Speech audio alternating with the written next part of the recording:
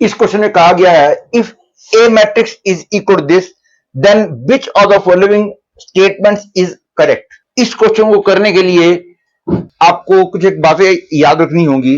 पहली तो यह है कि किसी भी स्क्यू सिमेट्रिक मैट्रिक्स का स्क्वायर जो है वो हमेशा सिमेट्रिक मैट्रिक्स होता है। दूसरी बात यह भी याद रख लो कि किसी भी स्क्यू सिमेट्रिक मैट्रिक्स के डिटरमिनेंट की वैल्यू 0 होती है provided the matrix is of odd order, मतलब कि 3/3 या 5/5 इस ऑर्डर की स्क्यू सिमेट्रिक मैट्रिक्स होगी तो उसके डिटरमिनेंट की वैल्यू 0 आएगी। इन बातों को यूज करते हुए मैं क्वेश्चन करूंगा। ये क्लियर है ए मैट्रिक्स एक स्क्यू सिमेट्रिक मैट्रिक्स है, इसलिए ए स्क्वायर जो है पक्का सिमेट्रिक मैट्रिक्स होगा, इसलिए सी और डी तो गलत ही हो गए।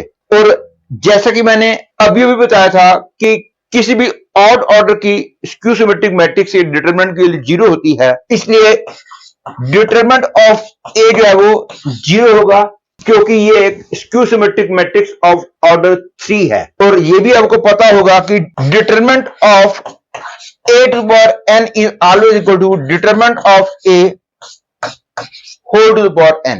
अब मेरे को बस यही चेक करना है कि डिटरमिनेंट ऑफ a स्क्वायर क्या आएगा। डिटरमिनेंट ऑफ a क्योंकि 0 आया है तो determinant of a square will be equal to determinant of a whole square, इसलिए डिटरमिनेंट ऑफ a स्क्वायर को मैं determinant of a whole square लिखूंगा। तो ये क्योंकि 0 आ रहा है इसलिए पूरा 0 हो गया, इसलिए करेक्ट चॉइस ए हो गई।